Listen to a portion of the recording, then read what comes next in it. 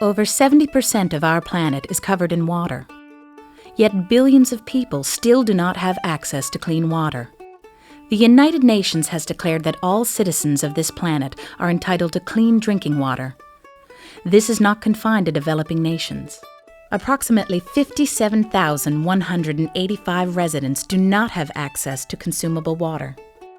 A boil order is issued when water is unusable as a result of high concentrations of minerals that may prove dangerous for human consumption. There were 226 boil water advisories in effect as of May 1, 2012. The last census concluded that Newfoundland and Labrador has the fastest aging population in the country.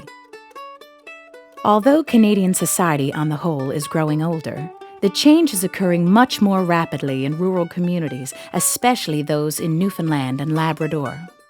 Average water consumption in Newfoundland and Labrador is 5 to 10 liters a day. Consumable water is regarded as water for drinking and cooking. It does not include water for washing, which excludes laundry. Greater demands are placed on these community members as facilities also continue to age.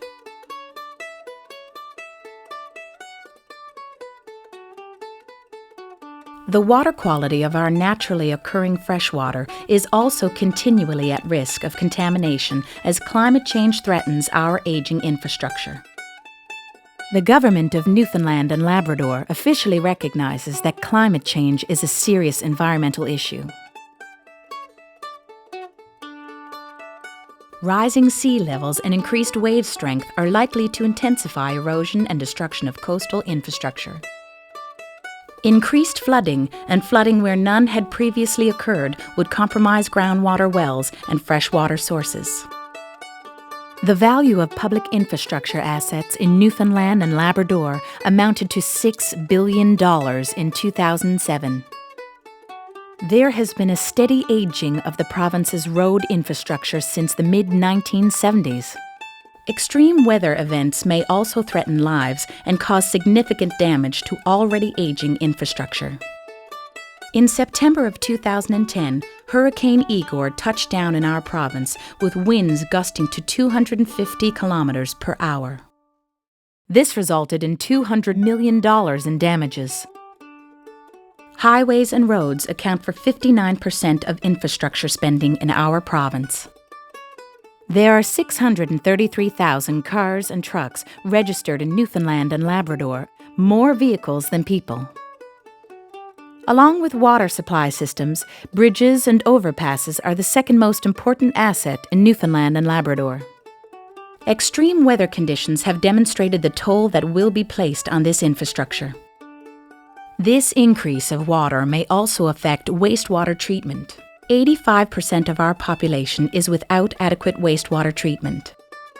Many of our communities wish to address their wastewater treatment issues but are unable due to lack of funding. The problem is particularly acute in rural Newfoundland and Labrador with a small tax base of declining and aging residents. Untreated wastewater negatively affects fisheries resources, human health, and the ecosystem by increasing the amount of harmful substances deposited into our waterways. Environment Canada's wastewater systems effluent regulations will require that over 180 municipalities build primary and secondary treatment facilities by 2020. This is expected to cost over $400 million.